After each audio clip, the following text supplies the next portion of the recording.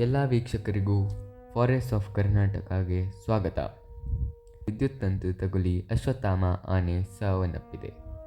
ನಾಗರಹೊಳೆ ರಾಷ್ಟ್ರೀಯ ಉದ್ಯಾನವನದ ಹುಣಸೂರು ವಲಯ ವ್ಯಾಪ್ತಿಯ ಭೀಮನಕಟ್ಟೆ ಆನೆ ಶಿಬಿರದ ಗಂಡಾನೆ ಅಶ್ವತ್ಥಾಮ ಸೋಲಾರ್ ವಿದ್ಯುತ್ ತಂತಿ ತಗುಲಿ ಮೃತಪಟ್ಟಿದೆ. ಸಾಕಾನೆ ಶಿಬಿರದ ಸಿಬ್ಬಂದಿ ಸೋಮವಾರ ಎಂದಿನಂತೆ ಅಶ್ವತ್ಥಾಮನನ್ನು ಕಟ್ಟು ಹಾಕಿದ್ದರು. ಮಂಗಳವಾರ ಮುಂಜಾನೆ ಎಬ್ಬಿಸಲು ಪ್ರಯತ್ನಿಸಿದಾಗ ಮೇಲೇಳಲಿಲ್ಲ. ಪರಿಶೀಲಿಸಿದಾಗ ಮೃತಪಟ್ಟಿರುವುದು ಖಚಿತವಾಗಿದೆ.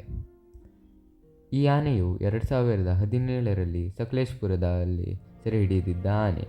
ಅಶ್ವತ್ಥಾಮ 2021-22ರಲ್ಲಿ ಕೋವಿಡ್ ಸಂದರ್ಭದಲ್ಲಿ ಆಯೋಜನೆಗೊಂಡಿದ್ದ ದಸರಾ ಜಂಬೂ ಸವಾರಿಯಲ್ಲಿ ಒಮ್ಮೆ ಭಾಗವಹಿಸಿದೆ. ಹಲವಾರು ಕೂಂಬಿಂಗ್ ಕಾರ್ಯಾಚರಣೆಗಳಲ್ಲೂ ಇದನ್ನು ಬಳಸಿಕೊಳ್ಳಲಾಗಿತ್ತು.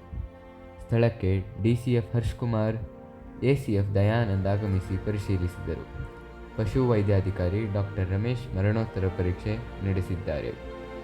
ಆದರೆ ಈ ಆನೆಯು ಸಾವನ್ನಪ್ಪಿರುವುದು ಎಲ್ಲರಿಗೂ ದುಃಖದ ಸಂಗತಿ.